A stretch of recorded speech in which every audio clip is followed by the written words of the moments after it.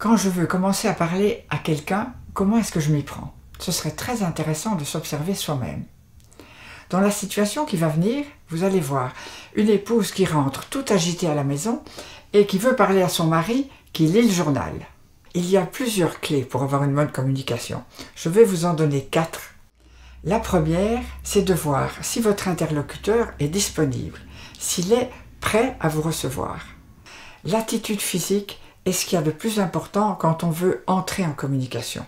Ici, le mari était derrière son journal. Il est évident que le journal est un obstacle à la communication. Mais on ne peut pas ne pas communiquer, dit le psychologue Paul Václavic. Et ici, le mari disait clairement « Je ne veux pas entrer en relation maintenant ». Il y a aussi la notion de distance.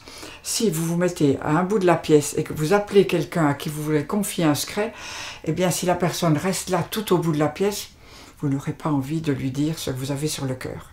Le deuxième point qui est important, c'est l'altitude. La manière de se placer à la même hauteur que l'autre. Si je suis debout et que mon interlocuteur se trouve assis, il peut se sentir écrasé par la hauteur de ma personne. Si je me mets à la même hauteur que l'autre, l'autre me sent comme un alter ego. Alors c'est bien de m'asseoir si l'autre est assis, ou de me mettre à genoux si c'est un enfant pour être vraiment proche de lui et qu'il sente cette proximité. La troisième chose, c'est le regard. Le regard est tellement important. Si vous regardez un coin de la pièce pendant que l'autre est en train d'essayer de vous confier quelque chose, il n'aura pas envie du tout de vous parler et il s'arrêtera. La quatrième chose qui est importante, c'est le ton de la voix. La voix est colorée par nos émotions.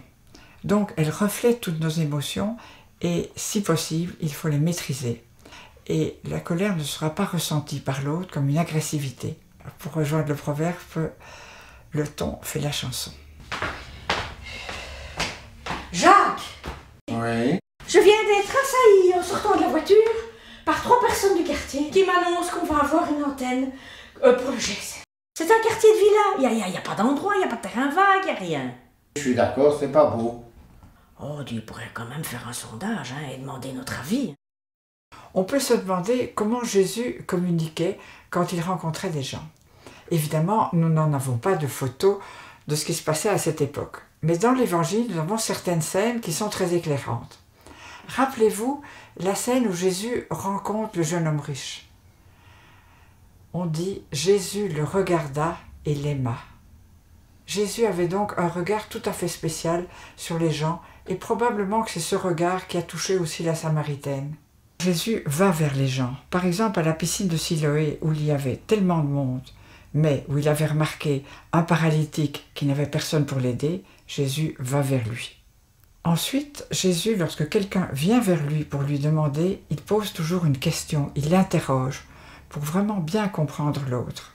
Ensuite, il dit aux gens qui ont été guéris par lui, allez voir les prêtres, ou à ceux qui veulent suivre, allez retourner dans votre famille, ou à ceux qui ont eu des bagarres, allez vers vos frères pour vous réconcilier.